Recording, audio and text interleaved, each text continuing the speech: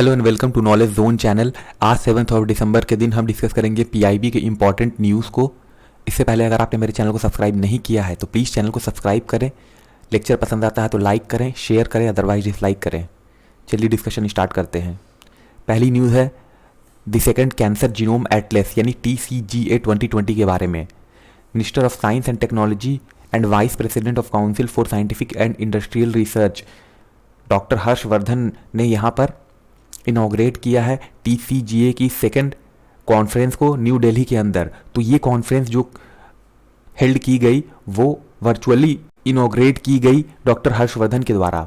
देखिए, जो second cancer genome Atlas 2020 है वो एक लैंडमार्क कैंसर जीनोमिक प्रोग्राम है जो कि मॉलिकुलरली कैटेगराइज करती है 20,000 जो भी प्राइमरी कैंसर हैं तो उनको, और इसको मैच किया जाता है यहाँ पर जो भी नॉर्मल सैंपल्स होते हैं उनको, जो डिफरेंट 33 टाइप के कैंसर हैं उनसे यहाँ पर मैच किया जाता है।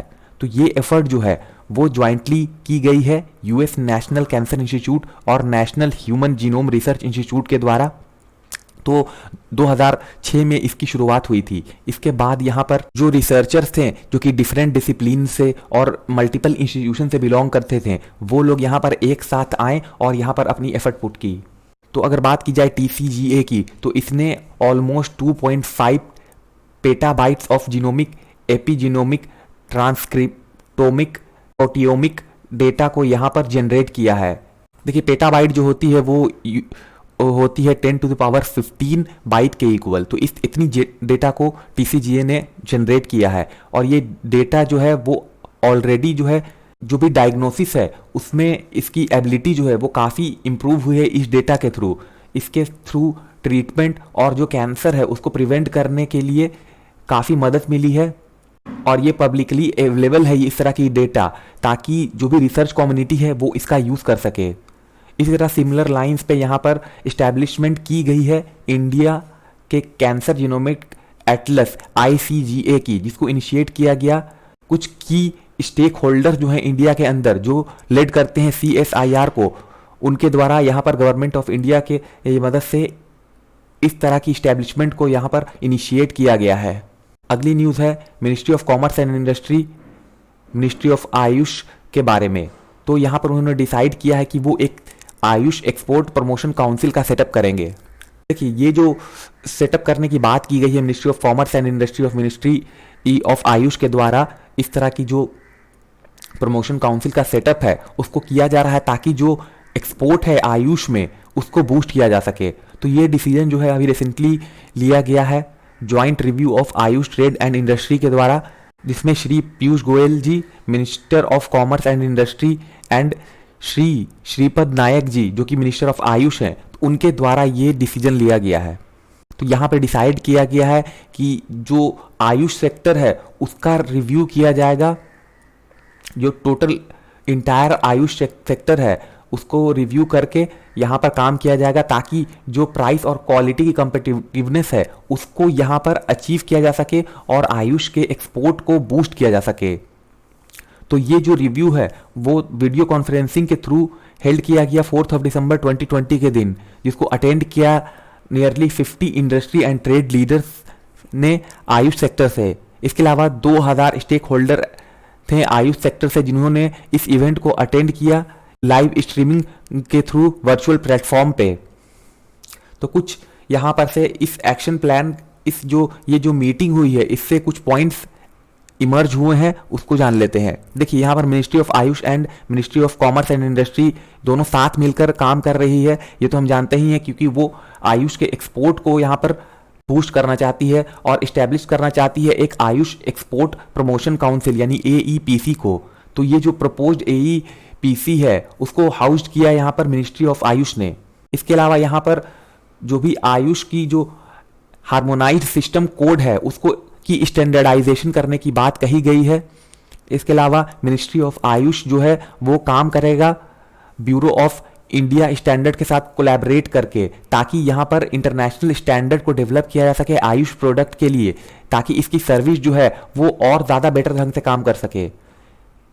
यहाँ पर मिनिस्ट्री ऑफ आयुष और आयुष इंडस्ट्री ने बेस्ट प्रैक्टिसेस को आइडेंटिफाई किया है और इसको प्रमोट किया है लोगों के बीच में। आयुष इंडस्ट्री जो है यहाँ पर वर्क कर रही है ताकि जो भी क्वालिटी है उसको इंश्योर किया जा सके और जो आयुष के जो प्रोडक्ट हैं उसकी स्टैंडर्ड को यहाँ पर एक तरह से इंश्योर किया जा सके ताकि ये प्राइस कंपिटेटिव बन सके।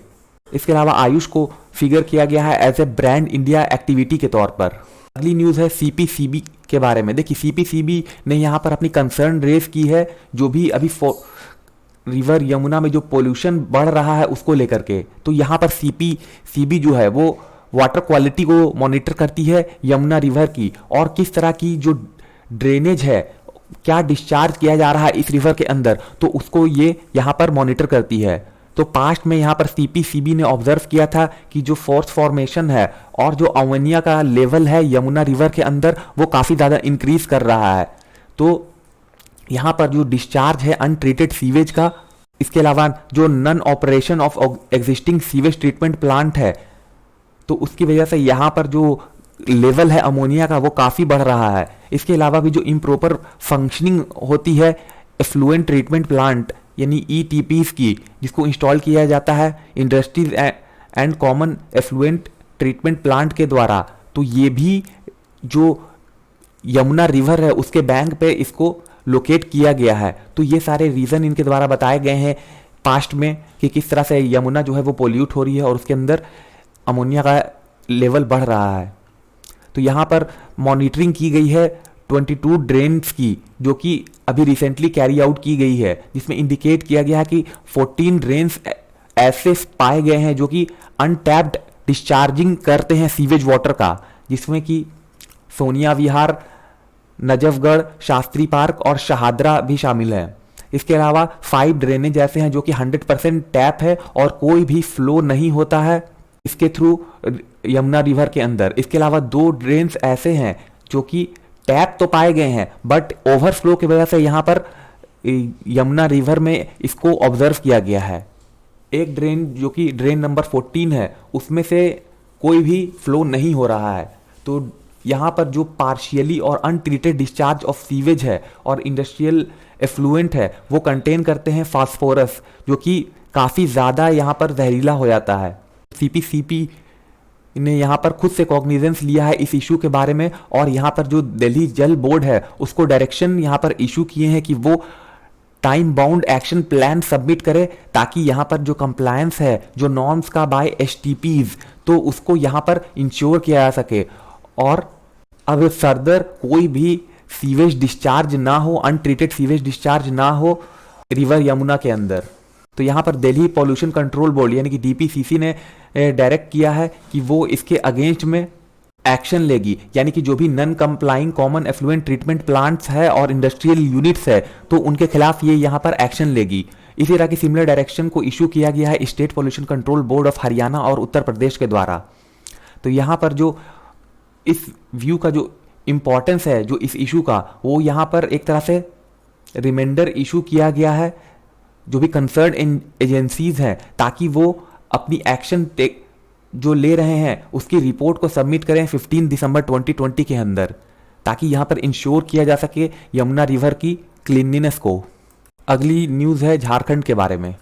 झारखंड अभी एक लेटेस्ट स्टेट बना है जिसने ऑप्शन 1 को यहाँ पर चूज किया है। इससे पहले जितने भी स्टेट्स हैं उन्होंने ऑप्शन 1 को चूज कर लिया था ताकि जो जीएसटी की इम्प्लीमेंटेशन में जो शॉर्टफॉल होता है उसको मीट किया जा सके।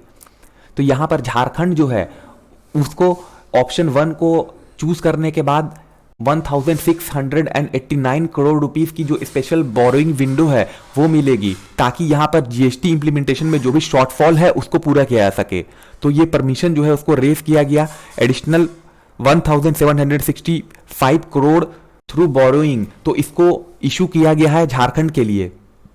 इसके अलावा जो 28 स्टेट्स और 3 यूनियन टेरिटरीज थी और उनकी जो लेजिस्लेचर थी उन्होंने पहले ही डिसाइड कर लिया था कि वो जाएंगे ऑप्शन 1 के साथ। तो यहाँ पर जो भी उनकी जो शॉर्टफॉल अराइज होती थी जीएसटी इंप्लीमेंटेशन के अंदर, तो इस ऑप्शन 1 के थ्रू वो इन सारी शॉर्टफॉल्स को इजीली दूर कर पाते थे। तो झारखंड ही एक ऐसा स्टेट बच गया था जिसने कि इस ऑप्शन को चूज नहीं किया था। तो यहाँ पर झारखंड ने कम्युनिकेट किया और एक्सेप्ट किया ऑप्शन 1 को।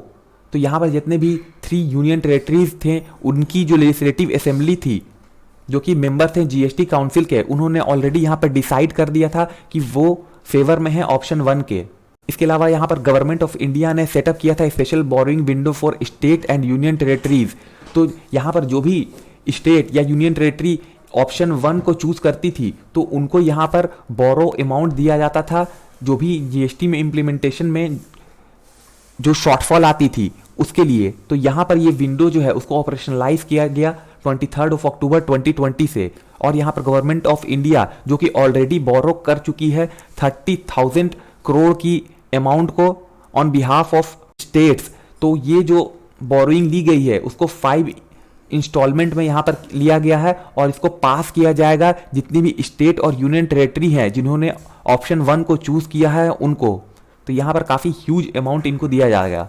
अब जो है कि झारखंड ने भी इस तरह की फंड को रिसीव किया, अब झारखंड भी इस तरह के फंड को रिसीव कर पाई क्योंकि उसने भी यहाँ पर जो ऑप्शन 1 थी उसको चूज किया था।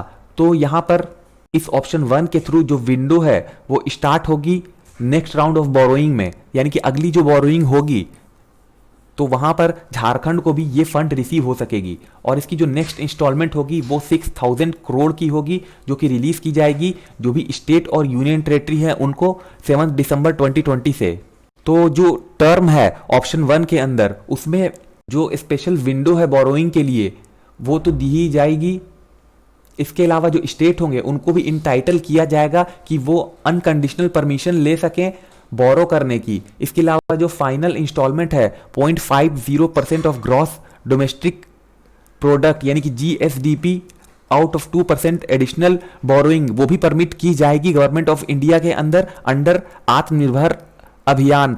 तो यहां पर ओवर एंड अबव जो स्पेशल विंडो है 1.1 लाख करोड़ का वो काफी ह्यूज अमाउंट है। तो जो भी रेसिपिएंट है जिन्होंने ऑप्शन 1 चूज किया है तो यहां पर उनको ये एडिशनल ग्रांट दी जाएगी ताकि वो जो परमिशन है बोरोइंग करने की ऑफ ₹1,765 करोड़ तो वो यहां पर उनको परमिशन दी जाएगी स्टेट गवर्नमेंट ऑफ झारखंड के द्वारा, जो कि 0.50% है झारखंड की जो ग्रॉस स्टेट डोमेस्टिक प्रोडक्ट है उसकी। तो यहाँ पर जो अमाउंट है एडिशनल बोरोइंग परमिशन उसको ग्रांट किया गया 28 स्टेट और जो अमाउंट ऑफ फंड है उसको रेज किया गया थ्रू स्पेशल विंडो और इसको रिलीज किया जाएगा स्टेट और यूनियन टेरेटरीज को।